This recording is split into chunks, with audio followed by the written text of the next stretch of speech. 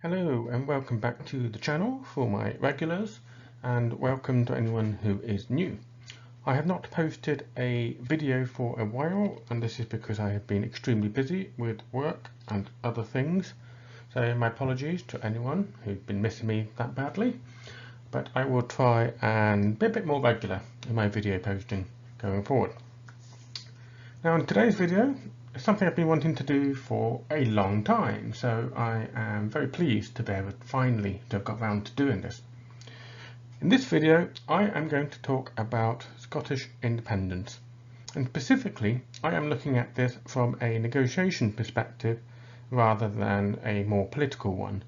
But of course, you cannot take away the politics from any negotiation. The two go together. So I will try to cover that a little bit in my own specific way. For anyone who is new to this channel, I am the collaborative negotiator, professional negotiator with over 10 years of experience, and I like to draw upon current events to talk about various negotiation themes. And for me, Scottish independence, if it does happen, will be a massive and very interesting piece of negotiation that will need to be conducted on many levels. And this is what I'm going to talk about. So as always happens with these things, I always start by asking questions, because questions are important for understanding the context of any negotiation, understanding the specific details, understanding the things that you need to know. And there's some three key themes that jump out at me here when it comes to talking about Scottish independence. And these are important. And there are many more that no doubt other people can think of, but I'm going to focus on these three themes in this video. So the first question is, how are you going to secure, or sorry, how is Nicola Sturgeon and the Scottish National Party going to secure legitimacy for their independence referendum? Because this is not a done deal. It has to be remembered that the Act of the Union that joined Scotland and England is not particularly helpful when it comes to setting out the conditions under which Scotland can choose to leave the Union. Funny that. So this is very important for Nicola Sturgeon. She needs to be able to legitimately decide Scottish independence. It's not like the bad old days, you know, when any old military coup would come along and split out a country and declare it independent. Needless to say, I very much doubt that Scotland is going to be entertaining that approach to obtaining independence. Second question that comes to my mind is how to persuade the Scottish people to actually vote in favour of independence in this coming referendum, or whatever method is used to secure independence going forward. And this is important. There's no point being someone who advocates for independence if you're not confident you're going to win the argument. So what needs to happen for the Scottish National Party to win the argument? They need to lay the groundwork. They need to persuade the Scottish electorate as a whole, not just their own members, that independence is a good idea. And there's quite a few important themes worth discussing in this context, not least because we know they've already tried and they've already failed. So what lessons can be learned from that? And the third question that I pose here is just as important as all the others, although no doubt no one really talks too much about it, is how do you persuade the rest of the world to support Scottish independence? Because it's no good being this new independent country if no one's going to help you get anywhere with it. Now, before delving into those three particular questions, I'm going to start with my favourite and most important question of all that I always open up with on any negotiation. And that is, what is the objective you are trying to achieve? And I know what you might be thinking. You might be thinking, well, they want independence. I mean, what other objective is there? And actually, my answer to that is quite a lot. It is not just enough to have this broad, lofty ambition or this vague concept of independence. you need to argue what it is that looks like. What does a good independent Scotland look like? How will it operate? How democratic will it be? How will it make its way in the world? And what will be its priorities? And this is absolutely crucial in any kind of, when you're trying to negotiate anything, you're trying to persuade anything, you've got to know what it is looks like, and you'll be absolutely surprised how many people go into negotiations without actually preparing and without actually having a clear-cut idea of what the objective is. And I'm going to talk more about that as we go along. So, let's start with securing legitimacy. And this is the particular challenge that Nicola Sturgeon faces in the short term as leader of the Scottish National Party. She needs to have a legally recognised referendum. I made a bit of a joke before about not conducting a military coup, but that is very much not on the table for the Scottish National Party. That is not how they operate, that is not what they want, and that is not how they will secure legitimacy. However, the alternatives aren't exactly looking hugely better in certain ways. As I said, it is not easy for Scotland to legitimately have a referendum and have that referendum legally and legitimately recognised, particularly by Westminster, the Westminster government. So this then brings to the next question of, is Westminster willing to compromise or to accommodate the Scottish National Party in their desire to have that independent vote? Early indications do not seem to be entirely encouraging. Now, back in 2014, David Cameron, as then the leader of the Conservative Party in Westminster, was willing to compromise, and he had a high degree of confidence that his side, the Union side, would win the argument. Now, of course, he did frame the referendum question, or he had to compromise or agree with then Alex Salmond, the leader of the Scottish National Party, on the question and how that referendum would be conducted. But that was done back then. This is now. And right now, it is Nicola Sturgeon on one side, Liz Truss, and quite an arguably militant Conservative side, shall we say, on the other side. So, do we necessarily imagine that Liz Truss is willing to agree to Nicola Sturgeon's demand for a legal referendum? She might not. And of course that can be risky either way. By refusing that referendum, it can strengthen the argument for independence. By agreeing to that referendum, where of course, like David Cameron before her, Liz Truss is going to want to stilt that referendum in a way most favourable to her side. How far will she go? We do not know yet, and it will be interesting to see what she does in the next few months. But what we do know is that it will be very difficult for the Scottish National Party to hold an illegal or wildcat referendum. This is because there's a legal case going through the Supreme Court in the UK, and that Supreme Court had already previously judged that doing even a poll, even an advisory poll, places what they considered to be unreasonable pressure on the Westminster government in terms of UK law. Now, there's lots of politics that can be argued about this. I'm not going to go into that. But what I am going to say is that it does place constraints on what Nicola Sturgeon can do. It doesn't mean she can't, well, it probably doesn't mean she can't necessarily do an advisory poll or do some kind of opinion piece in a way that places pressure. There's all sorts of ways that she can do that. But she needs to do it in a way that gives her a mandate. And being illegal, being a sort of a wild type referendum poll sort of result, doesn't give her that mandate that she's looking for. And if Westminster are not at all willing to compromise, then Nicola Sturgeon needs to find a way to force the issue. And she has already set out her stall on how she is going to do that. Because if between the Supreme Court and the Westminster government, or the House of Parliament, that she is not able to have a legally recognised referendum, then she has already made it clear that she will stand on the next general election on the sole issue of Scottish independence. And if they get over 50% of the vote, they will take that as their electoral mandate.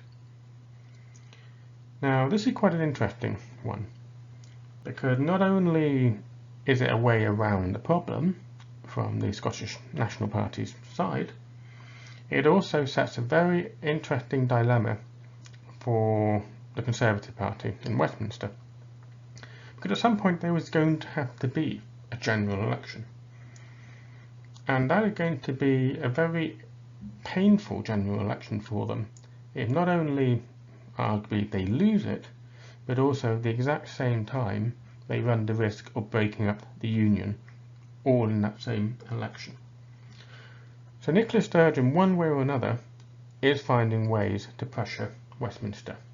The legal route, or the more democratic electoral type of route.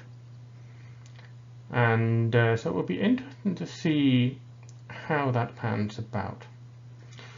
My final point here is how, the word how. How the Scottish National Party secure independence is going to be crucial for them in many ways.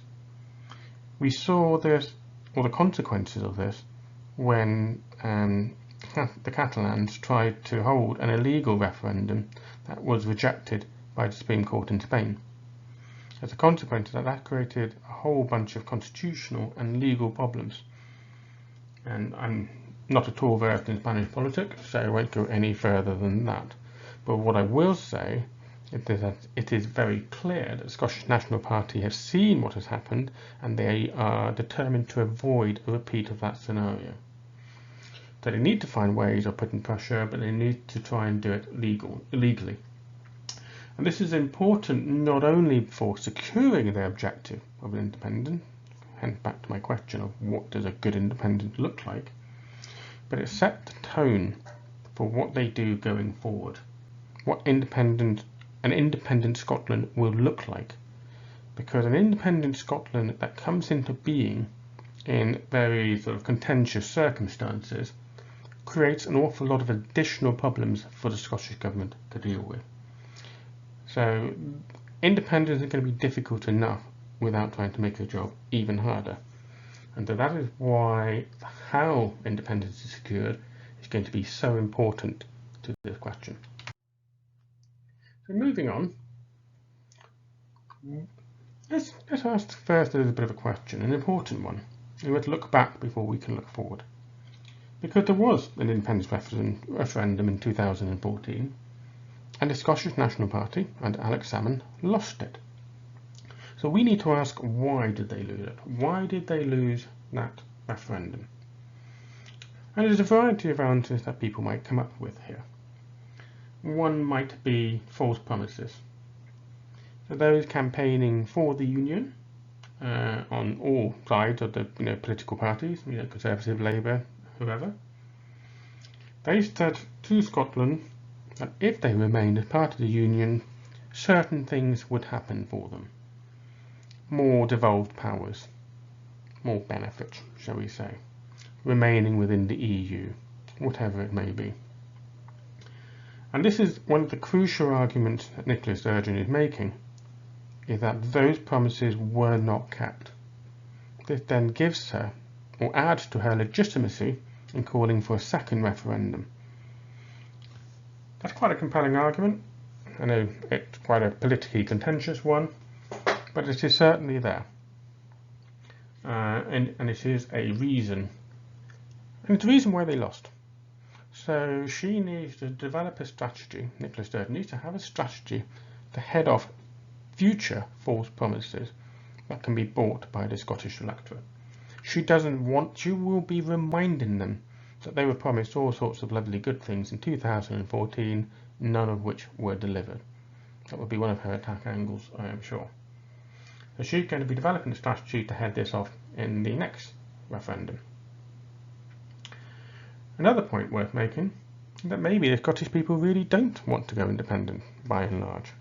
Obviously there is a significant independent movement, but perhaps not more than 50%. 50% is quite a significant bar. But it has to be met. It has to be a majority decision.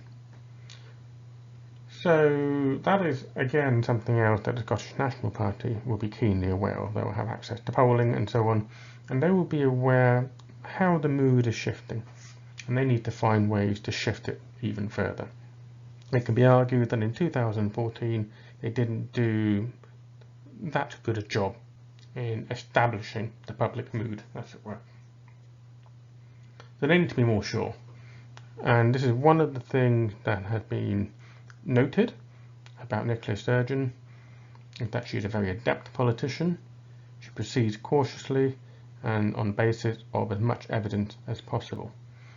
So if she's really calling for a referendum, then odds are she's got reasons to believe that the argument may be on her side on this occasion. Let's see what else to talk about. The independence case. Yes, the independence case was made by the politics of opposition, as I tend to put it.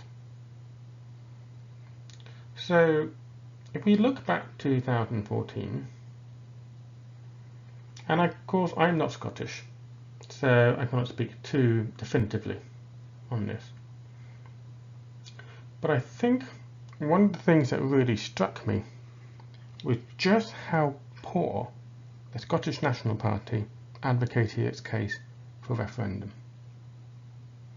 And I go back earlier to my earlier question.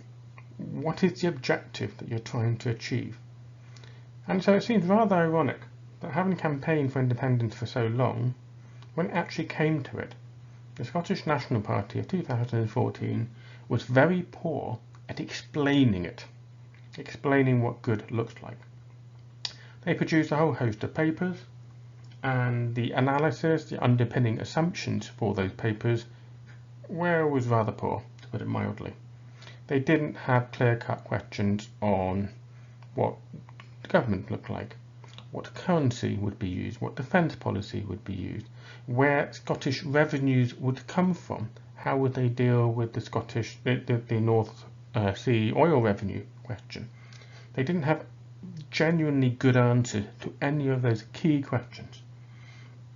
So it can be argued, in contrast to my earlier point, that rather than the Scottish people genuinely preferring the Union, they did not like the argument that would put it to them.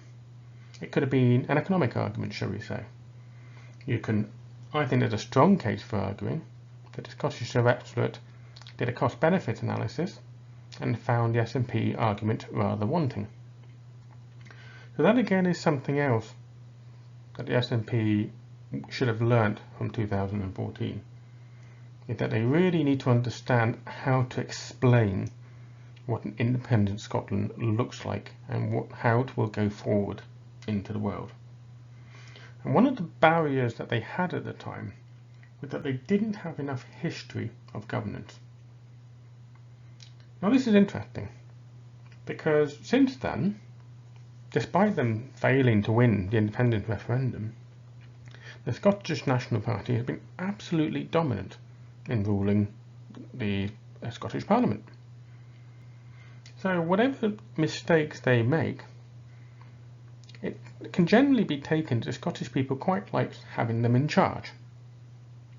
What that means is over time they have demonstrated that they're not just an opposition party. They're actually a party that can rule Scotland.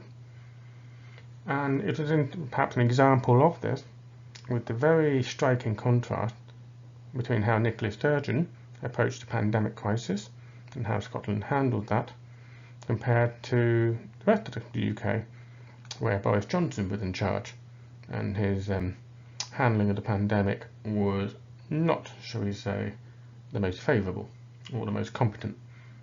Nicola Sturgeon looks considerably more competent, considerably more polished, and thus demonstrated to the Scottish people, whether you believe rightly or wrongly, she did demonstrate to them better governance. So when it comes to a second round of referendum, the Scottish National Party not only have to make the case, but they now have the history of saying, we have been in charge for several years and it's not been perfect, perhaps, but we've done a decent enough job that you can trust us. That is the argument that they are going to make. And it's an important divergence here is to look at Northern Ireland. Sinn Féin would have looked at this, will have drawn these lessons, and I'm pretty sure that this is very much in the strategy plan for Sinn Féin. They need to demonstrate that they can run a government competently before they try and put a border poll forward in order to have the reunification of Ireland. This is one of the key lessons that I'm sure they will have learned from the Scottish independent experience. So let's move on. Let's look at the arguments for and against independence. Because of course, this will be crucial. If the SNP want to succeed, they need to make these arguments. They need to really advocate, much better than they did in 2014, a case for independence, not a case against being part of Westminster. And it's crucial to make that point. So one of the things I found a bit amusing is that any argument you can make, you can actually apply both ways. So let's do that. So the first one I put on there is stronger together as part of a union. And this was indeed the argument made in 2014 by the union side. And there is strong justification for that. If you're part of a bigger whole, you obviously have more power. You have more people, you have more finances, you have more tools, more ability, more structures, whatever it may be. But part of the argument that can swing against that Scotland can argue that it doesn't have to be part of the British Union, it can be part of the European Union instead, to secure those benefits of a strength in a union. And this is where the whole Brexit and EU debate will also come in, because of course you cannot overlook the fact that Scotland as a whole is very pro-EU, unlike England. So this argument can go both ways. The next argument is being ruled by two executive branches and two parliaments. Well, currently, you've got the Scottish government, you've got the Scottish Parliament. You've also got the UK government, headed up by Liz Truss, and the UK Parliament. Now, there's a strong argument for such a thing. I know lots of people will try and say, oh, you only want one Parliament to be democratically accountable and blah, blah, blah. Actually, that is not true. When it comes to understanding democracy and the functions of democracy, having two separate parliaments is extremely helpful. Because what that means is it separates out the powers. It doesn't give any one side too much power. They become a check on each other. And this was always one of the fallacies of the Brexit debate, that by the UK removing itself from the EU, it would become more democratic. If anything, the complete opposite is true. And that was before Johnson and his merry band decided to dismantle various bits of British democracy. Because even if you've got two bad democratic systems, the whole point is they cancel each other out. They cancel out the worst of each other. Because all democracy is about compromise. Or, perhaps another way of putting it, democracy is about fighting a battle without having to go to war. So the argument can be applied here as well. That yes, the devolved administrations of Scotland get quite a lot of autonomy in some of the decisions that they make. But there's certain limits they cannot go past because they will be checked by the Westminster Parliament. That is perhaps an argument for the Union. On the other hand, we can go all the way back to the EU argument.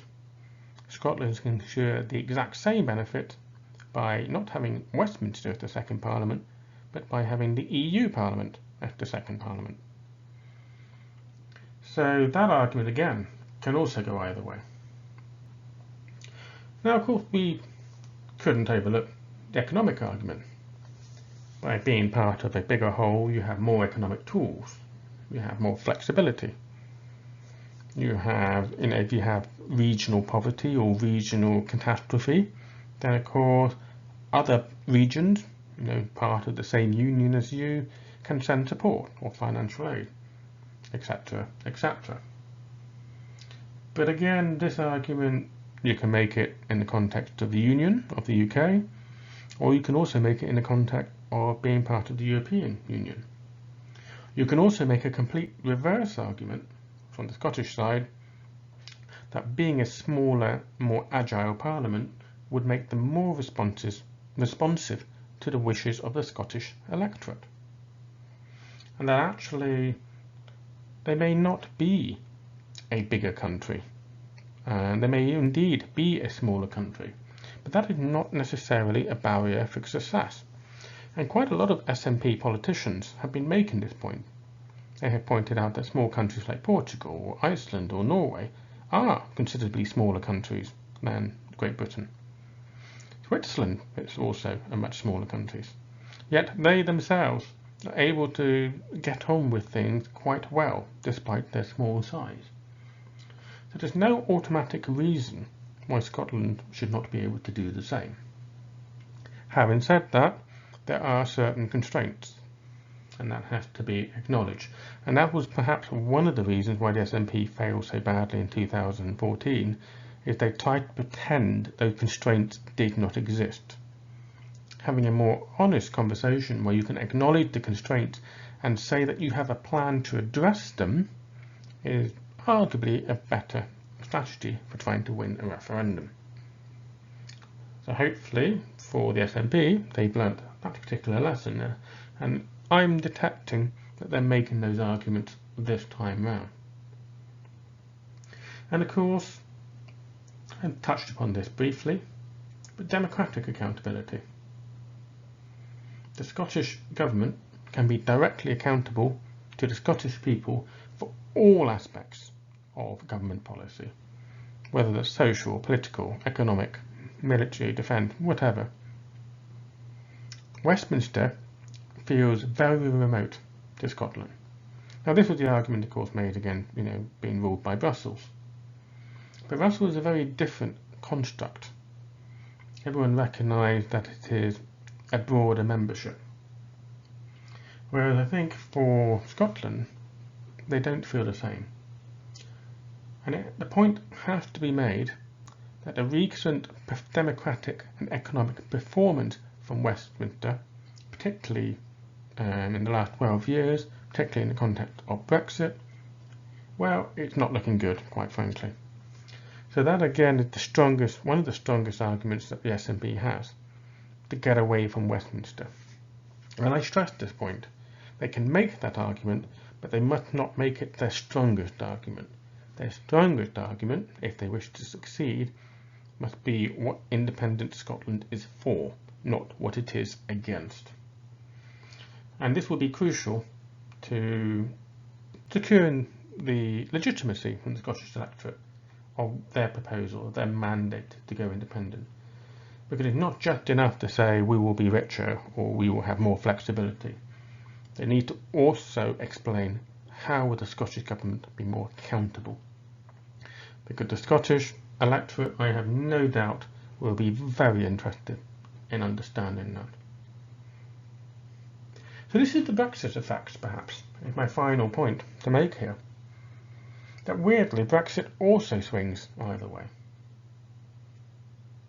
Because Brexit has shown how dreadful decision-making at Westminster is. And no doubt there is a desperate desire for many people, not just in Scotland, but perhaps in Northern Ireland and Wales as well, to get away from Westminster, to get away from that toxic politics, that decreasing democratic state, that is the political construct of Westminster, and to forge their own path, hopefully a more democratic path. That is the argument they want to make. And that is a strong and compelling argument, perhaps. But the reverse is also true. They have seen how awful Brexit has been, how splitting yourself up from a union of only 40 years, just how difficult it is, how messy that is. So how difficult is it going to be to split out from a union of even longer, of even further integration than was achieved under the EU? So that is something I think that will also play a part in this independent referendum debate. You know, Brexit shows how difficult it can be. And so, rather perversely, that places even more pressure on the SNP not to repeat the same mistakes of 2014. Again, they need to explain how they're going to tackle those problems. So, we will then come to what will the rest of the world do? And I know some people might say, well, that shouldn't matter. This should be a decision for all the Scottish people. But actually, it does matter very significantly.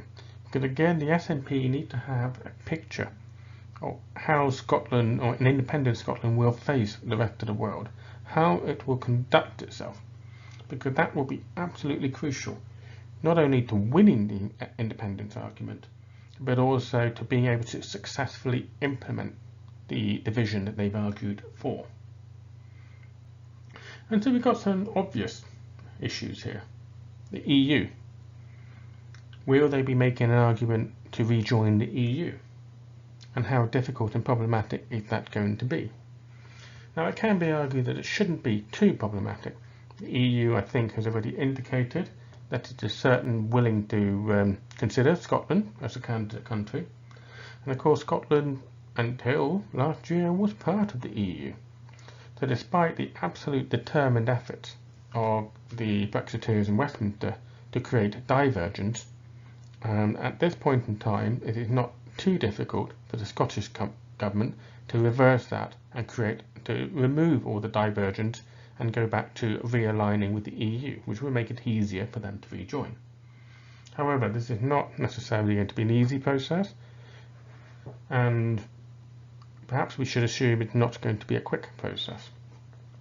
And that period of time between applying to join and actually being able to join could be a painful time for Scotland.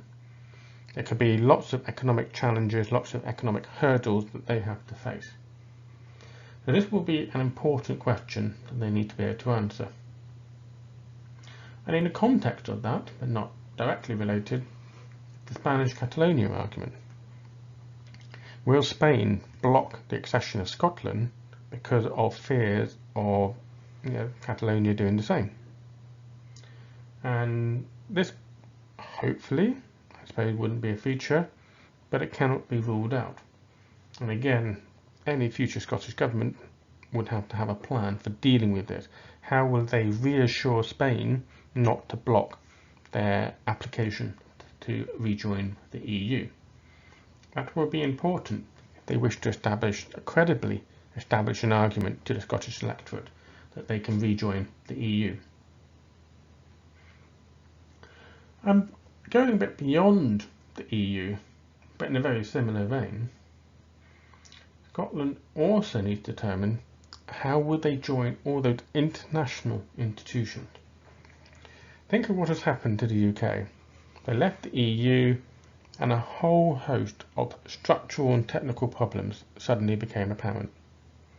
Because the UK wasn't a member in its own right of quite a large number of international bodies. Its membership was contingent upon its membership of the EU. So an even worse example of that faces Scotland. Scotland has not been an independent country for quite a few centuries. So it certainly won't have any pre-existing membership, whether that be of NATO, the World Trade Organization, the International Criminal Court, anything like that.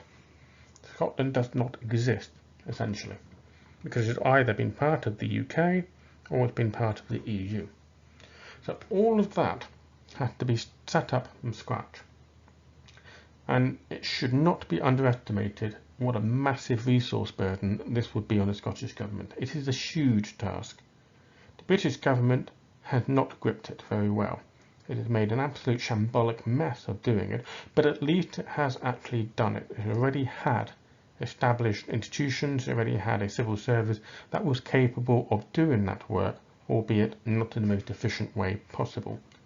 Scotland is not even in that position. This is one of the major challenges that a future Scottish government would have to address if it doesn't want the first few years as a new nation to be utterly terrible, or another version of Brexit, you might say. So they need to have answers to that. How are they going to plug themselves in to international institutions? It then brings me, of course, to the next point, and I use an economic term here of comparative advantage. Because for any nation to function on the world stage, it needs to have some kind of advantage, something that gives it a bit of an edge in negotiations. Now, of course, I asked the question here, does size matter? And the answer to that is a bit of a yes or no answer, really. Yeah, if you're bigger, if you've got more land mass, if you've got lots of oil or other natural resources, then that gives you a certain advantage. And the bigger you are, the more of those things you are likely to have. They're not guaranteed, of course, but of course, it is more likely. But on the other hand, look at smaller nations like Switzerland. Switzerland doesn't have many sort of geographical or economic advantages in certain ways, yet it is a very wealthy and a very successful country. It doesn't have to be large to be successful. So again, this again comes back to my question. What is the objective of independence? What is Scotland going to do to be a successful nation? Are they going to grant people lots of oil drilling rights? Are they going to have control of lots of fishing waters that people can pay licenses for to fish in? Will Scotland be a pioneer in wind energy? There's a whole host of options here. And much as I might enjoy Scottish whisky, I fear that is not quite enough of a comparative advantage to give Scotland the edge on trade negotiation. They need to think of something more, a lot more. So this will be important for Scotland. They don't have to be big, but they do have to be good at certain niche areas, because that will be important when it comes to trying to conduct trade negotiations, for example. And of course, we can't overlook the fact that if they do go independent, they will have a rather awkward neighbour to the south.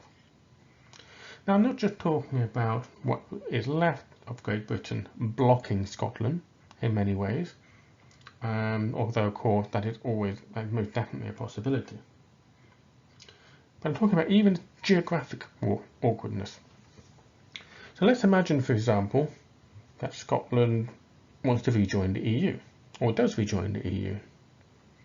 But when it comes to being actually connected to the EU, well, Scottish transport links will either have to go through British waters or around British waters. And if the British government really does not want to cooperate, then that means that Scottish cargo vessels, for example, to get to Copenhagen or Oslo or wherever, would actually have to take a rather long diversion to remain outside of British territorial waters. For example, this would be petty, absolutely. But it is something that they need to be alive to.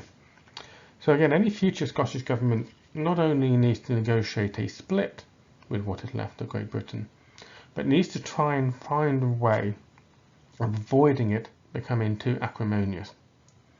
What they do not want is another version of the Northern Ireland Protocol sort of argument. Something that really sours the whole relationship and could derail the entire agreement, which is what the Westminster government seems determined to do with the EU over the Northern Ireland Protocol. Scotland will have noticed that, and it will most certainly be argued that they need to develop a strategy to avoid that. So ultimately, it comes back to how they achieve independence. How do they secure legitimacy? How do they negotiate their departure from the Union? How do they negotiate their accession to other international institutions and their relationship with other countries. And of course, what sort of nation is Scotland going to be? If Scotland is going to be a nation that exports lots of whisky and wind farm technologies and so on, then it probably should be warmly received by other nations. If, on the other hand, they want to become a sort of undermining tax haven, then possibly they would not be so welcomed by other nations. So setting that sort of strategy will be crucial as part of the whole implementing independence. And ultimately, will it be the decider on how successful Scotland is in achieving independence? Now, I do have a small pet idea that I'd like to run past you. This, I think, is a way that Scotland can solve many of all the problems we've just discussed. Now, there are definitely political and social barriers to implementing this idea. I'm not going to pretend otherwise.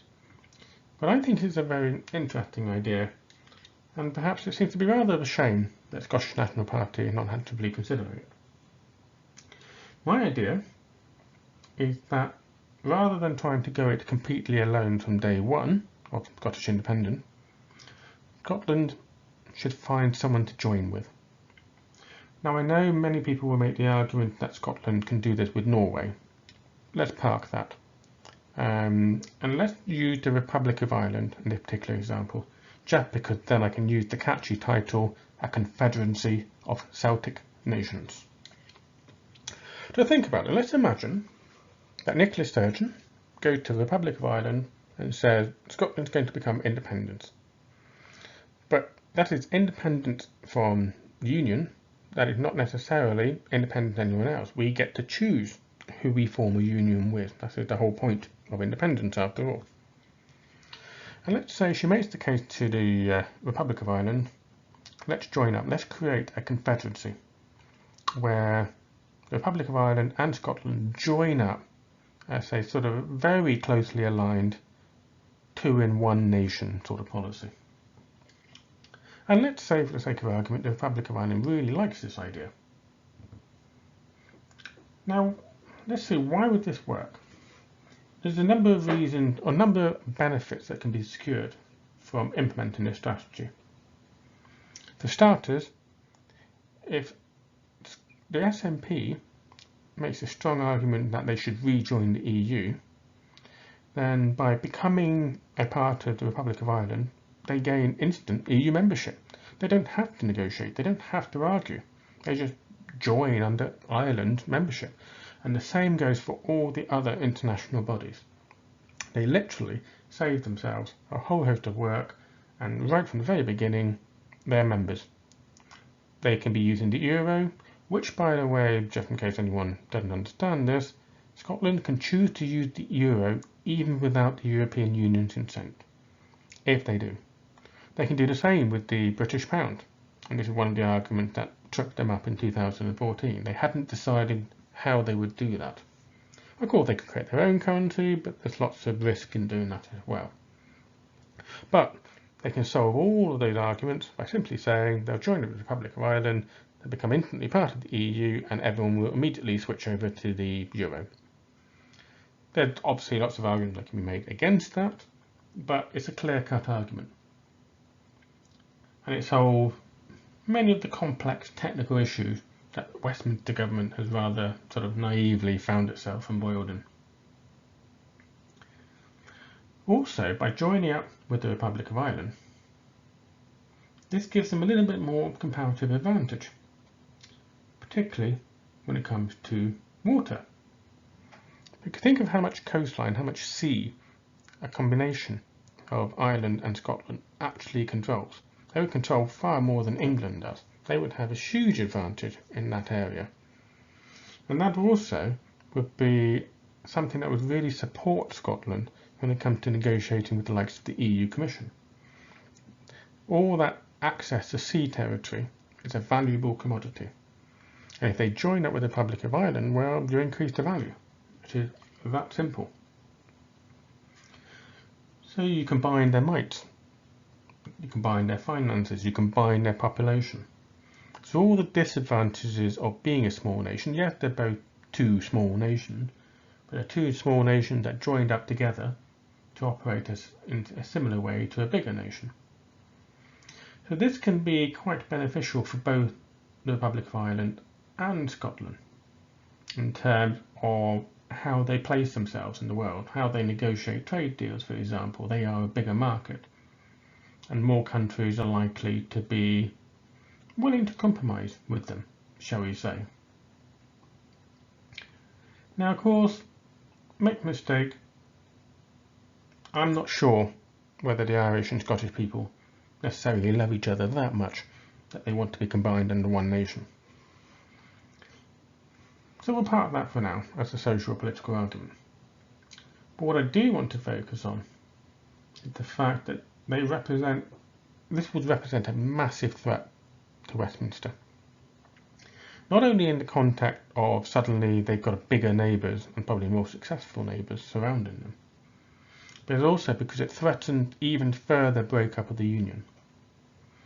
Imagine you are in Northern Ireland and the current political turmoil as Sinn Féin tried to move Northern Ireland towards a reunified Ireland.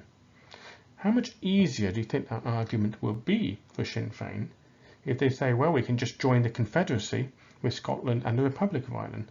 They would still remain, technically, an independent nation, but part of a confederacy.